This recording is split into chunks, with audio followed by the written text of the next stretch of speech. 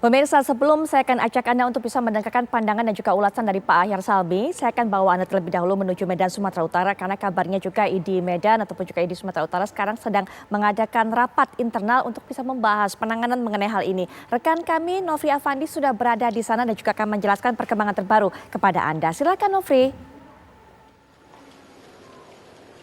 Ya, baik Putri dan juga pemirsa, memang sebelumnya tenaga vaksinator yang diketahui seorang dokter berinisial J ini sudah menyatakan permohonan maafnya dan mengatakan adanya kekhilafan ketika ia menjadi tenaga vaksinator dalam agenda vaksinasi massal terhadap 500 anak usia 6 hingga 11 tahun pada Senin 17 Januari lalu di SD Wahidin Medan Labuhan yang diketahui merupakan agenda vaksinasi massal yang dilaksanakan oleh Polsek Medan Labuhan bekerja sama dengan Polres Labuan Belawan serta Rumah Sakit Delima Martubung.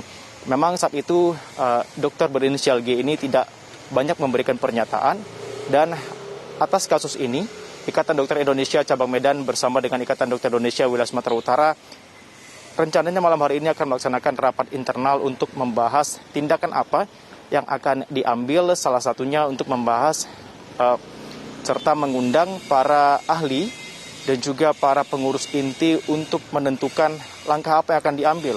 Mengingat mereka akan mengkaji kembali dan menonton ulang video viral yang berdurasi 26 detik tersebut. Dan nantinya mereka akan menentukan apakah memang terbukti melakukan pelanggaran kode etik yang dilakukan oleh dokter berinisial G tersebut.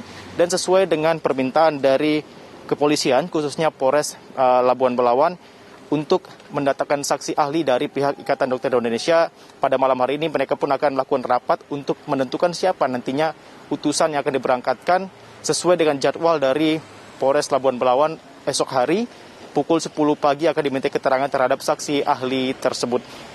Dan nantinya pihak Ikatan Dokter Indonesia Cabang Medan dan Sumatera Utara akan memintai keterangan ataupun kronologi dari tenaga vaksinator lainnya yang hadir pada hari vaksinasi massal tersebut, serta meminta klarifikasi tentunya dari dokter berinisial G yang diketahui memang ini merupakan anggota dari Ikatan Dokter Indonesia Cabang Medan. Dan memang dari analisa yang dilakukan oleh pihak kepolisian, khususnya Polda Sumatera Utara bersama dengan Ikatan Dokter Indonesia, bahwa diduga kuat memang dokter berinisial G tersebut melakukan suntikan vaksin kosong terhadap siswa sekolah dasar tersebut. Dan dari keterangan Kepala Dinas Kesehatan Kota Medan, hanya ada 2 orang anak saja yang diberikan suntikan vaksin kosong tersebut. Saya kembalikan ke Jakarta, Putri. Baik, Nofri Afandi, terima kasih untuk informasi terbaru dari Anda. Kami akan terus tunggu informasi lainnya. Sekali lagi terima kasih, Nofri. Selamat bertugas kembali. Pak Ahyar sudah melakukan permohonan maaf, permintaan maaf sudah disampaikan. Kemudian juga sudah mengaku khilaf. Tapi publik berharap tidak berhenti hanya sampai di situ saja. Minta maaf terus selesai. Diharapkan tidak seperti itu. Sanksi apa yang bisa membayangi, Pak Ahyar?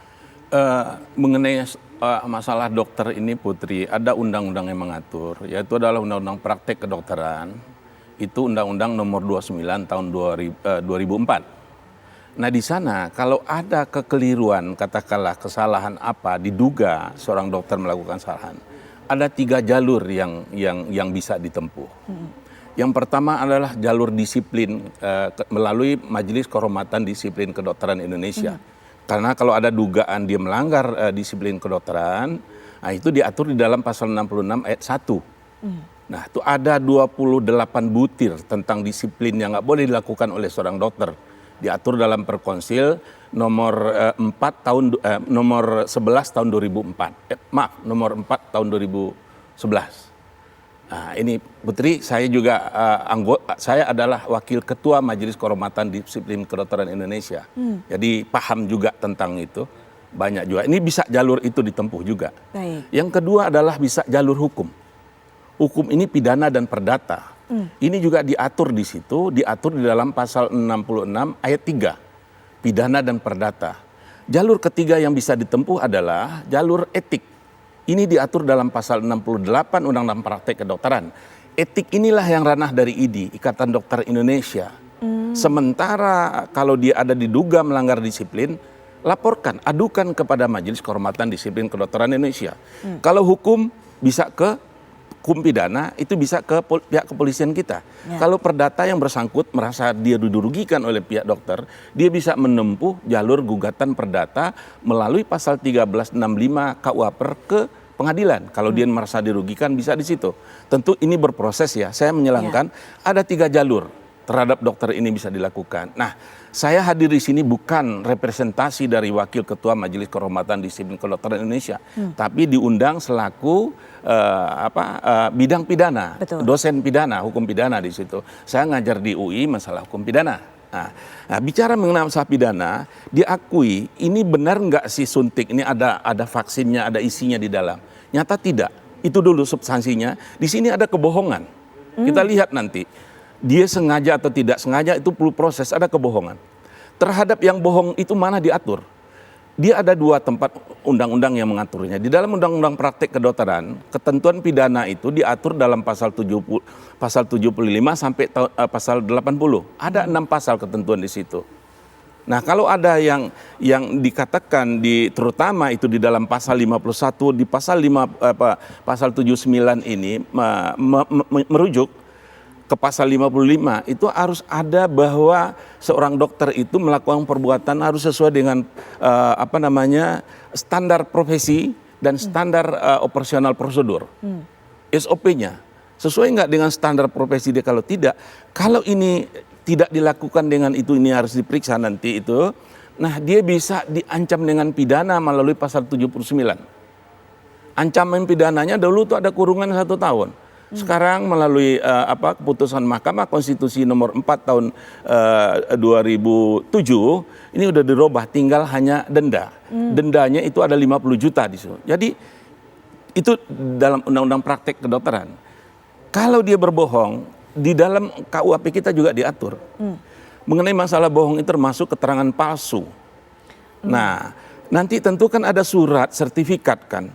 Kalau dia berujung ke situ kan ada surat di situ yang akan keluar. Di pasal 263 KUHP dia mengenai masalah surat palsu. Khusus tentang dokter itu juga diatur di dalam pasal 267 KUHP kita. Itu ada ancaman pidana dimungkinkan situ 4 tahun. Kalau yang keterangan palsu itu kalau nggak salah 6 tahun ancaman pidananya. Ini dilihat nanti. Keterangan bohong itu adalah keterangan palsu kalau di dalam rumusan pidananya. Jadi berpotensi ini dipidana baik menurut saya ada potensi 3 ini. Kita berharap masyarakat, saya secara pribadi proses secara tuntas. Ini ada Dr. Daeng ya, tentu saya yakin ID ini nggak ingin melindungi hal yang salah. Jangan dilindungi itu. Kalau itu proses transparan ke masyarakat, apakah etiknya, apakah disiplinnya, apakah hukumnya. Karena ini kan persoalan vaksin adalah kepercayaan masyarakat terhadap proyek nasional ini luar biasa ya. Jangan sampai orang nanti nggak percaya. Jangan karena nila setitik, susu setitik rusak nila setitik ya, rusak susu sebelah. Nah, ini perlu diperhatikan oleh Pak Daeng dan teman-teman menurut saya. Jangan nanti semua dokter yang nyuntik, orang udah nggak percaya. Jadi proseslah apapun. Saya hanya menerangkan tadi ada 3 jalur, 3 potensi terhadap yang bersangkutan ini diproses. Kalau ke MKDKI harus diadukan oleh pihak yang bersangkutan, karena sifatnya MKDKI ini dia pasif. Nah, kalau yang etik ini saya nggak tahu persis. Dokter Daeng lain nanti bagaimana? Kalau pidana ini bukan delik aduan. Jadi nggak harus ditunggu dulu si korban mengadu kepada pihak penegak hukum, ini diproses.